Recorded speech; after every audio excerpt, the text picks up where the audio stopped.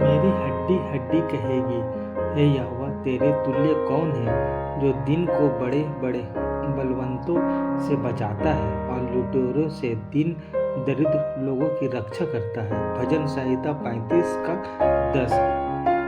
इस दुनिया में गरीबों और जरूरतमंदों का मजाक उड़ाया जाता है और उनके साथ बुरा व्यवहार किया जाता है। वे जीने के लिए कड़ा संघर्ष करते हैं, पर जब अत्याचार को सहने वाले परमेश्वर को पुकारते हैं तो वे छुड़ा लिए जाते हैं। भजन संहिता 9 और 10। परमेश्वर ने एक बार अपने एक भविष्यवक्ता एलिय्याह को सरपत में रहने वाली एक विधवा के पास भोजन वास्ते भेज दिया, पर इस विधवा और उसके बेटे के पास ना ही तो खाना था और ना ही खाना खरीदने के लिए पैसे थे।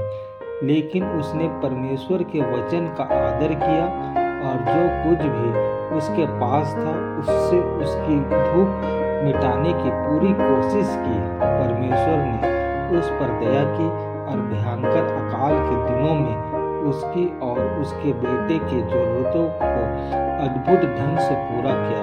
पहला राजा 17:8 और 16। एक विधवा का एक बेटा था जो बहुत बुद्धिमान था और बड़ी बुद्धिमानी की बातें करता था, पर उस गरीब माँ के पास ना उसको शिक्षित करने के लिए और ना ही उसे स्कूल भेजने के लिए पैसे थे। उसने अपनी माँ से कहा कि माँ, चिंता मत करो, मैं कहीं जाकर काम करूँगा और पैसा कमाऊँगा। मुझे विश्वास है कि परमेश्वर हमें अपमानित नहीं होने देगा।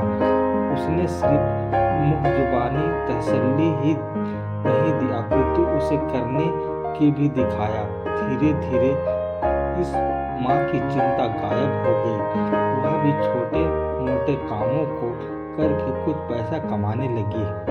थोड़े ही दिन में उनके पड़ोस में एक अच्छा परिवार आकर बस गया।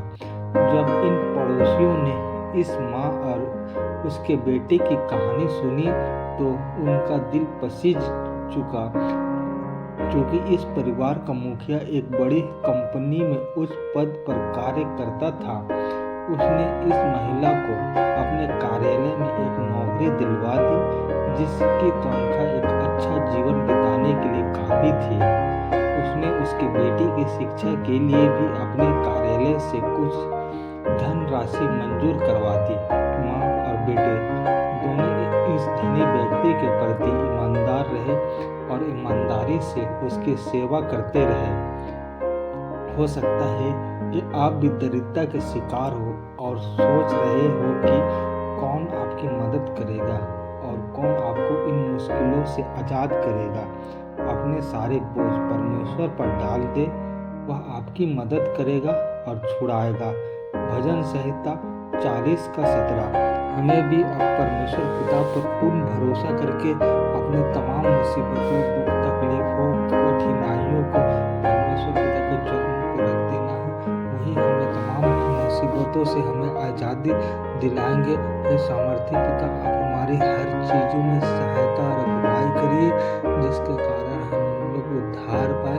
हमें किसी भी मुसीबतों में पिता पड़ने मत दीजिए। हे स्वर्गीय पिता, हमारा कुछ भी काम पिता आपके द्वारा होने पाए पिता, और हर कार्य को, हर सोच समझ को पाने में पिता हमारी अपार सहायता करिए, जिसके कारण पिता हम लोग आपके रास्तों पर पिता ठीक रीति से आगे बढ़ पाए। हे जीते पिता, आप हमारे साथ में रहिए, हमें बढ़ाइए, हमारी रक्षा करिए पिता। तमाम मुसीबतों, तकलीफों से पिता हमें बचाए रखिएगा। हे स्वर्गीय पिता, हमें जिस चीज़ की भी घटी है पिता, उस वस्तु को पिता हमें प्रदान करिए पिता। हे महान सामर्थ्य पिता, आशीष दीजिए। हमारा जीवन एक धार्मिक जीवन पिता होने पाए।